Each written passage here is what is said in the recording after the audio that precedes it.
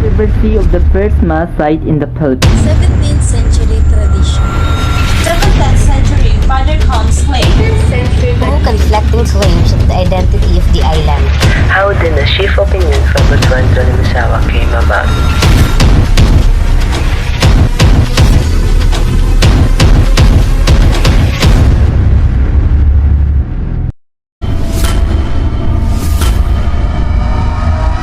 Controversy of the first mass site in the Philippines. Pita tells us that it was held on Eastern Sunday, March 31, 1521. An island was called Masao. Two conflicting claims of the identity of the island. First, the little island south of Leyte, which the map called Limasawa. And second, the beach called Masao, located in Butuan City, which is at the mouth of the Agusan River. The Butuan tradition. It claims rest upon a tradition that was almost anonymous and unbroken for 3 centuries, the 17th, 18th, and 19th century. One of fundamental evidence was the stone monument erected in 1872 located at Municipality of Magallanes, Agusan del Norte. Two Jesus historians made a careful claim of Butuan tradition, namely Father Francisco Colin S.G. and Francisco Combes S.G. 7th century Father Combs claim. The main point in his account is that Magellan landed at Butuan and there planted the cross in a solemn ceremony. Combs does not mention the first mass, but mentioned 2 events from Pita's account which had occurred in the same day at the first mass. That is planting of the cross and the formal claiming of the archipelago. Colin and Combs conferred. Both pictured Magellan visiting Butuan and Limasawa. In Colin's account, Magellan went to Butuan, then Limasawa, and from then to Cebu. In Colin's account, Magellan visited Limasawa, then Butuan, and returned to Limasawa and then to Cebu. Both agree that it was from Limasawa with help of the chieftain of Limasawa that Magellan went to Cebu. Both agreed that Magellan arrived in Cebu on the 7th of April 1521, 1 week after the first mass, which both believed to have held at Butuan. Both authors have been repeatedly cited by some writers until it shifted to Limasawa in the early 20th century. 18th century tradition. One passage of Colin, which seems to have been misunderstood and misled readers, and thus committing an error in narrating the travel of Magellan.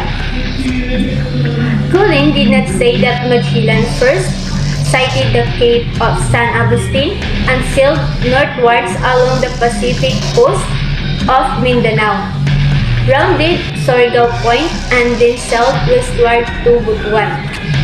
So Free Juan de Laco section has misread his sources and mixed up several things like, first, he seems to think that the island could Las Villas and the Marianas Island and the archipelago of San Masao were all one and the same thing.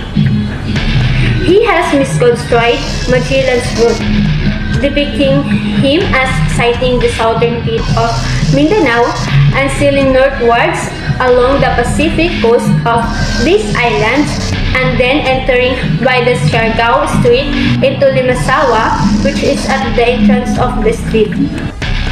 19th century tradition. At the beginning of 19th century, one of the important writer who accepted Butuan tradition was the Augustinian Fray Joaquin Martinez de Zuniga. He say in his work, on Easter Sunday of the year 1521, Magellan was in Butuan.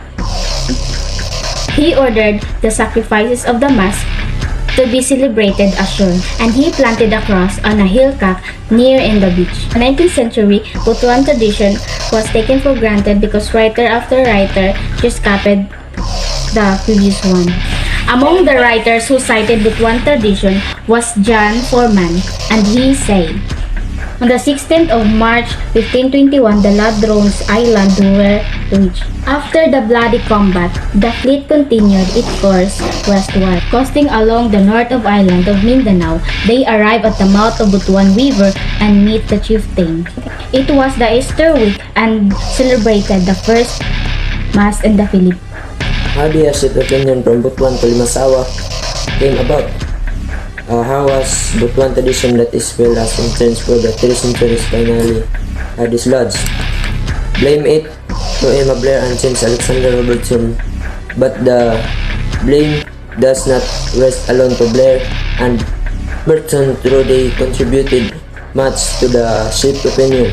It seems to initially Spain suit by the name of Pablo Pasteles is this responsible. Pasteles additionally studied the account of Pigafetta and Abu, and it was then that he realized that he 3 century but Butuan tradition had been erroneous. Thanks to Blair and Robertson service to the Philippines in translating Pigafetta's account from Italian to English, that erroneous interpretations to our early history was corrected.